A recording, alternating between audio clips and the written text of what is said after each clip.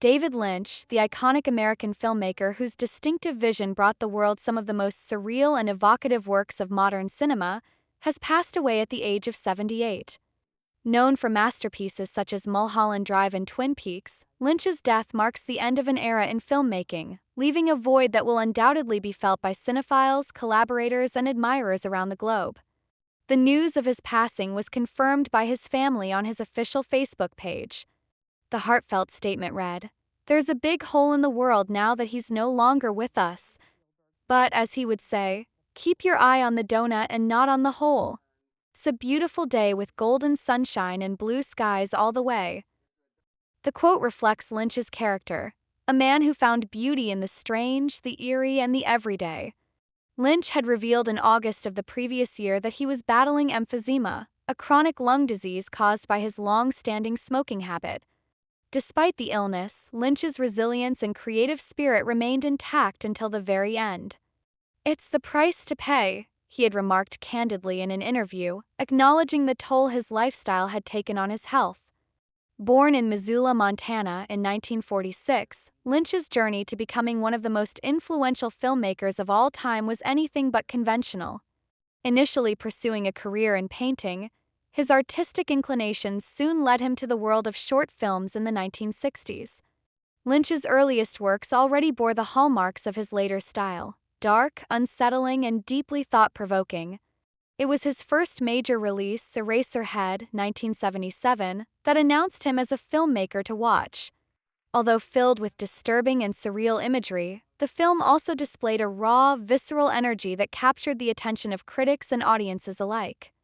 A BBC review from 2001 noted, "While his imagination clearly has an eye for the viscerally potent, this remains an unremarkable feat by his later standards."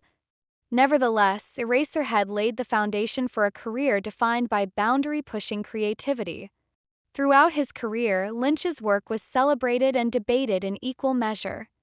Often labeled a maverick filmmaker, he was nominated for the Academy Award for Best Director 3 times for Blue Velvet, 1986, The Elephant Man, 1980, and Mulholland Drive, 2001. Each nomination reflected his ability to create cinematic experiences that were as emotionally resonant as they were visually arresting. Lynch's films didn't just entertain, they invited viewers into his unique world, one where the line between dreams and reality was constantly blurred. Twin Peaks, perhaps his most enduring contribution to popular culture, epitomized this approach. First airing in the early 1990s, the series was a groundbreaking blend of soap opera melodrama, mystery, and supernatural horror. It became a cult classic almost instantly, with its enigmatic storylines and unforgettable characters. In 2017, Lynch returned to the world of Twin Peaks with Twin Peaks: The Return, a limited series that revisited the beloved story with an even more experimental and abstract approach. The project was lauded as a masterful continuation of the original series, with critics praising Lynch's refusal to compromise his artistic vision. Tributes to Lynch poured in from around the world as news of his passing spread. Fellow filmmaker Ron Howard described him as a gracious man and fearless artist who followed his heart and soul, proving that radical experimentation could yield unforgettable cinema. Musician Moby, for whom Lynch directed the music video for Shot in the Back of the Head, expressed his heartbreak saying, "David was a true visionary. He saw the world in a way that no one else could and gave us glimpses of it through his art." Lynch's creative collaborations were legendary, particularly his work with composer Angelo Badalamenti. Together, they created soundscapes that became as integral to Lynch's films as the visuals. In a May 2024 interview with BBC Radio 3's Sound of Cinema, Lynch spoke about their process. "And then I say, no, that's still too fast, it's not dark enough, it's not heavy and foreboding enough," Lynch recalled, illustrating the meticulous attention to detail that defined their partnership. Lynch's work was also celebrated on the international stage. In 1990, he won the prestigious Palme d'Or at the Cannes Film Festival for Wild at Heart, a bold and uncompromising film that further cemented his reputation as a master of surrealist storytelling. Decades later, in 2020, the Academy of Motion Picture Arts and Sciences honored him with an honorary Oscar, recognizing his unparalleled contributions to cinema. In his acceptance speech, Lynch expressed gratitude to his collaborators and fans, stating, "Cinema is like a shared dream, and I'm grateful to everyone who dreamed with me." Despite his struggles with emphysema, Lynch's passion for creativity never waned. He often spoke about his reluctance to retire, saying, "I'm in excellent shape creatively, and there's so much more to explore." Sadly, his condition deteriorated rapidly, and in a November interview with People magazine, he revealed that he required oxygen support to walk. Lynch's passing has prompted reflections on his enduring legacy. Beyond the accolades and the cult following, his work has influenced countless filmmakers, writers, and artists. His ability to evoke emotion through abstract storytelling set him apart in a medium often dominated by formulaic narratives.